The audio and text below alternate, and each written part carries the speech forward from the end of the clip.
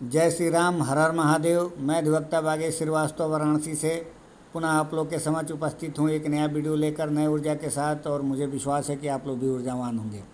हम लोग चर्चा कर चुके हैं भारतीय न्याय संहिता के अध्याय 6 में मानव शरीर पर प्रभाव डालने वाले अपराधों के विषय में धारा 113 तक। आज हम धारा 114 का चर्चा करेंगे। हार्ट और इसके आगे जो धारा 116-17 में दिए गए हैं ग्रेवियस हार्ट के बारे में, उन सब चीज़ों का चर्चा हम करेंगे और देखेंगे कि कैसे एक हार्ट होता है, सामान्य हार्ट होता है, फिर कैसे घोर उपहति हो जाती है, यानी ग्रेवियस हार्ट किसको माना जाएगा। तो कुछ चीज़ों को अमेंड किया गया है इसमें, कुछ यथावत हैं जो भारतीय दंड संहिता में रही हैं। शुरुआत करने से पहले मेरा निवेदन है कि यदि आप इस चैनल पर नए हैं तो कृपया सब्सक्राइब कर लें, बेल आइकन पर क्लिक कर दें ताकि जब भी मैं कोई वीडियो अपलोड करूं तो इसकी सूचना आपको तुरंत मिल जाए। और अधिक से अधिक लोगों को शेयर करें ताकि अधिक से अधिक लोग इसका लाभ उठा सकें। क्योंकि मेरा छोटा छोटा वीडियो बनाने का पर्पज़ ये है कि आपको उबाऊ न लगे और आसानी से आप इसका एक प्रकार से रिवीजन भी कर लें। जो पुराने लोग हैं उन्हीं के लिए थोड़ा दिक्कत है, क्योंकि पुराना और नया अधिनियम दोनों कंपेयर करके पढ़ना पड़ रहा है और उनके लिए बहुत ही ज़्यादा एक चुनौतीपूर्ण है। क्योंकि जब कोई चीज़ नया आता है तो नया को अडाप्ट करना बड़ा आसान होता है, लेकिन पुरानी चीज़ को नए के रूप में अडाप्ट करना थोड़ा सा, क्योंकि दिमाग में सबके उन धाराओं को एकदम फिट कर चुका है, उसको वाश करके फिर आपको ये नई धाराओं को पढ़ना है। और साथ में चक्कर ये है कि जो पुराने अधिनियम के तहत ट्रायल है तो पुरानी धाराओं को भी आपके दिमाग में रखना है।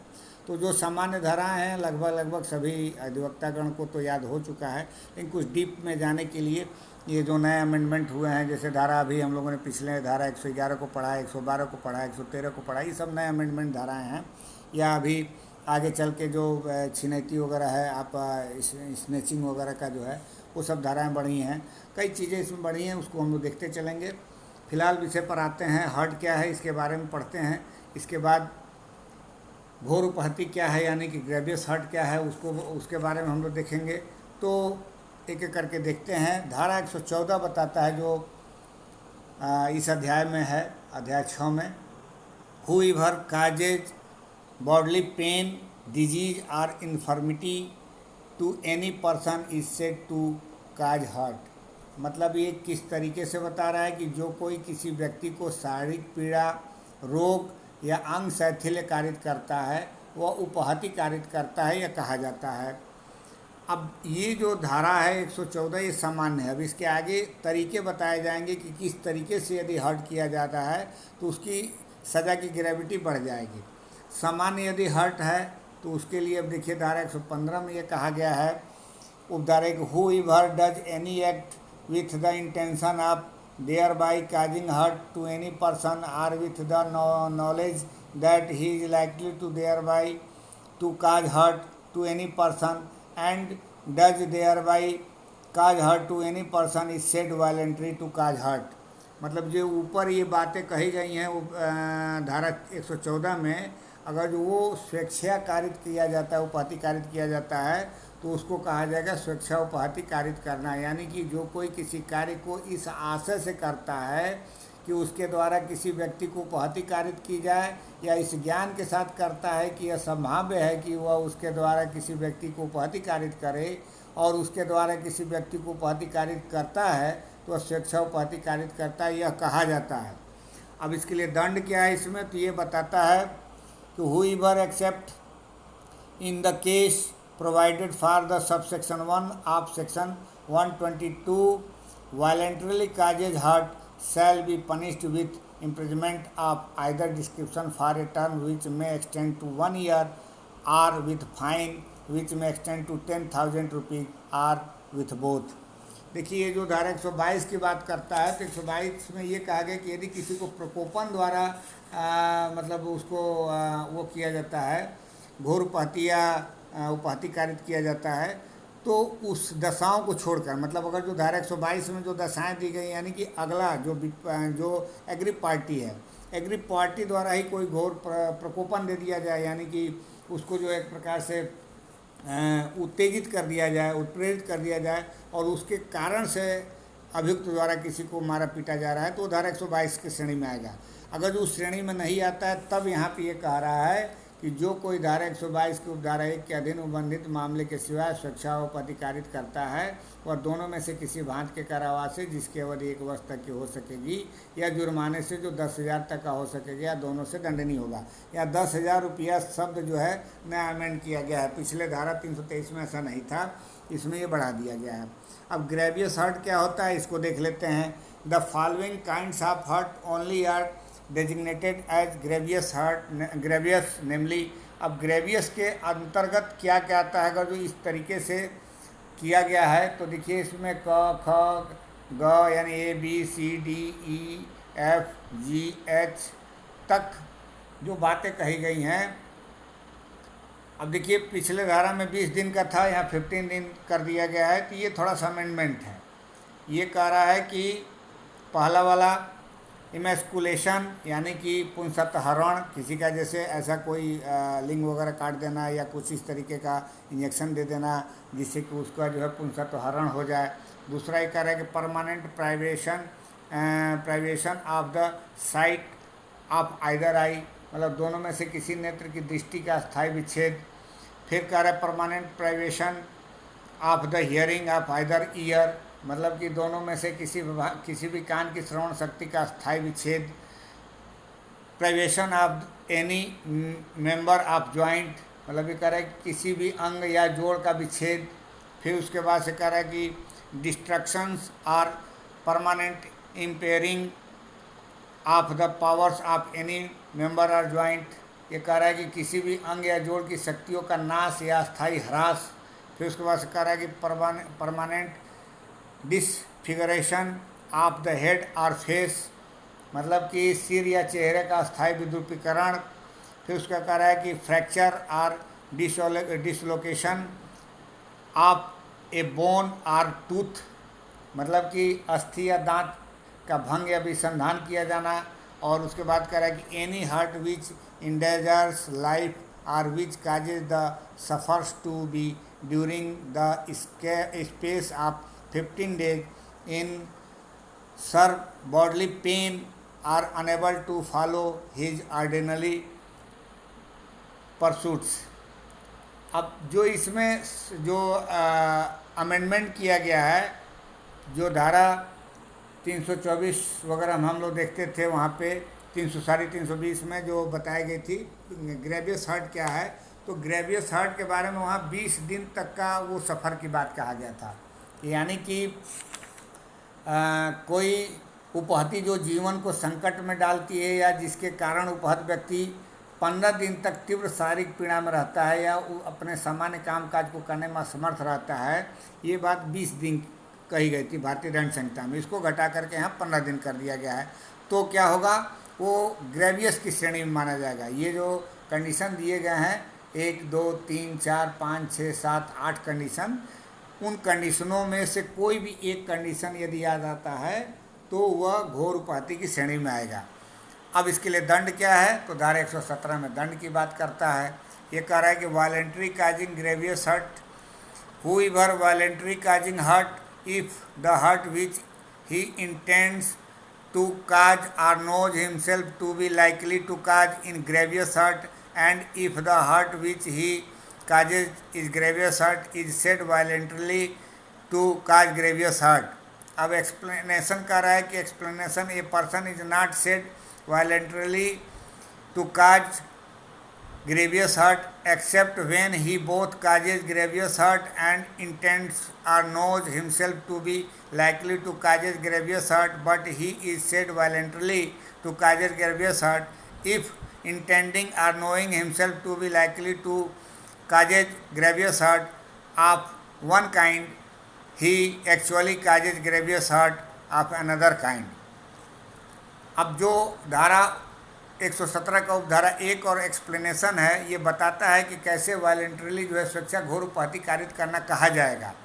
तो ये कह रहा है कि उपधारा है कि जो कोई स्वेच्छा उपहति कारित करता है, यदि वह उपहति जिसे कारित करने का उसका आशय है या जिसे वह जानता है कि उसके द्वारा किया जाना संभव है घोर उपहति है, और यदि वह उपहति जो वह कारित करता है घोर उपहति है, तो वह स्वेच्छा घोर उपहति करता है, यह कहा जाता है। मतलब जो ऊपर 8 श्रेणी दिया गया है उसमें से उसका इंटेंशन है कारित करने का, या वह जानता है कि इस तरह का कार्य होगा, तो वो घोर उपहति की श्रेणी में आएगा। और एक्सप्लेनेशन इसका कह रहा है कि कोई व्यक्ति स्वेच्छा घोर उपहति कारित करता है, यह नहीं कहा जाता है सिवाय जबकि वह घोर उपहति कारित करता है और घोर उपहति कारित करने का उसका आशय हो या घोर उपहति कारित होना वह संभाव्य जानता हो। किंतु यदि वह यह आशय रखते हुए या यह संभाव्य जानते हुए कि वह किसी एक किस्म की घोर उपहति कारित कर दे, वास्तव में दूसरी ही किस्म की घोर उपहति कारित करता है, तो वह स्वेच्छा घोर उपहति कारित करता है, यह कहा जाता है। मतलब अगर जो उसका दांत तोड़ने का आशय न हो, कुछ और हो, लेकिन दांत टूट जाए, तो ये घोर उपहति की श्रेणी में आएगा। अब इलस्ट्रेशन देखिए इसमें दिए गए हैं। इलस्ट्रेशन जो है इसका ये कह रहा है कि a intending of knowing himself to be likely permanently to disfigures Jed's face gives Jed's a blow which does not permanently figure Jed's face but which causes Jed to suffer severe bodily pain for the space of 15 days. A has voluntarily caused grievous hurt. मतलब जो अभी हम लोग last वाला जो ये देखे थे धारा 116 का एच, जिसमें बताया गया है कि 15 दिन तक वो सफ़र किया है, यानी कि उसका फेस विद्रूपित करने के लिए कार्य किया गया था, लेकिन विद्रूपित तो नहीं हुआ। लेकिन 15 दिन अगर जो ग्रेवियस 15 दिन तक जो है 15 दिन तक वो सफ़र किया है पेनफुल उस तरीके से, तो वो इस श्रेणी में आ जाएगा, ग्रेवियस हर्ट माना जाएगा। यह आशय रखते हुए या यह संभाव्य जानते हुए कि वह यह के चेहरे को अस्थायी रूप से विद्रूपित कर देगा, यह के चेहरे पर प्रहार करता है, जिससे यह का चेहरा अस्थायी रूप से विद्रूपित तो नहीं होता, किंतु यह को 15 दिन तक तीव्र शारीरिक पीड़ा कारित होती है। क ने स्वेच्छा उपहति कारित की है। अब इसके लिए जो दंड है वो उपधारा 3 में दिया गया है। अब ये कह रहा है कि whoever except in the case provided for by sub section 2 of section 122 voluntarily causes grievous hurt shall be punished with imprisonment of either description for a term which may extend to 7 years and shall also be liable to fine. अब जो फिर अभी हमने जो बताया था पहले ही कि जो धारा 112 में कहा गया कि कोई व्यक्ति प्रकोपित कर देता है और प्रकोपन के अधीन रहते हुए अभियुक्त द्वारा यदि कोई ग्रेवियस हर्ट कर दिया जाता है, तो धारा 122 का उपधारा 2 लागू होगा। अगर जो वो श्रेणी नहीं है, उस श्रेणी में नहीं जाता है, उसके अलावा कोई इस तरह का ग्रेवियस हर्ट किया जाता है, तो उसके लिए कह रहा है कि 7 वर्ष तक का सज़ा हो सकेगा और जुर्माने से भी दायी होगा। अब उपधारा 3 जो है नया अमेंडमेंट किया गया है। इसमें जो बताया गया है एक अलग तरीके का कि ये कह रहा है कि whoever commits an offence under subsection 1 and in the course of such commission causes any hurt to a person which causes that person to be in permanent disability or in persistent vegetative state shall the punished with rigorous imprisonment for a term which shall not be less than 10 years but which may extend to imprisonment for life, which shall mean imprisonment for the reminder of the persons natural life. अब देखिए जो पुरानी धाराएं थी उसमें कई धाराओं में इस चीज़ को बांटा गया था, लेकिन यहाँ एक ही धारा 117 में ही इसको समाहित किया गया है। अब ये कह रहा है कि नया इसको मतलब ये चीज़ नया है, ये धारा भारतीय दंड संहिता में नहीं था, इसको उपधारा 3 और उपधारा 4 को नया लाया गया है। ये कह रहा है कि जो कोई उपधारा 1 के अधीन कोई अपराध कारित करता है और ऐसे कारित करने के क्रम में किसी व्यक्ति को उपहति कारित करता है जिससे उस व्यक्ति को अस्थायी दिव्यांगता कारित हो जाती है या लगातार विकृतिशील दशा में डाल देता है, वह ऐसी अवधि के कठिन कारावास से जो 10 वर्ष से कम का नहीं होगा किंतु आजीवन कारावास जिससे उस व्यक्ति के शेष प्राकृतिक जीवन काल के लिए कारावास में प्रेरित होगा से दंडनीय होगा। मतलब आप समझिए कि जो ग्रेवियस हर्ट है, ग्रेवियस हर्ट का अगर जो रूप इस कंडीशन में आता है, यानी कि अगर जो पीड़ित व्यक्ति का कोई अस्थाई जो है विकलांगता आ जाती है या कोई लगातार विकृतिशील दशा में पड़ जाता है, तो उस कंडीशन में उसका सज़ा का प्रावधान बढ़ जाता है और ये लाइफ इम्प्रिजमेंट तक चला जाएगा, नेचुरल लाइफ तक। अब उपधारा 4 देख लीजिए, एक ग्रुप के द्वारा अगर जो कोई किसी को ग्रेवियस हर्ट किया जाता है तब की स्थिति में क्या है।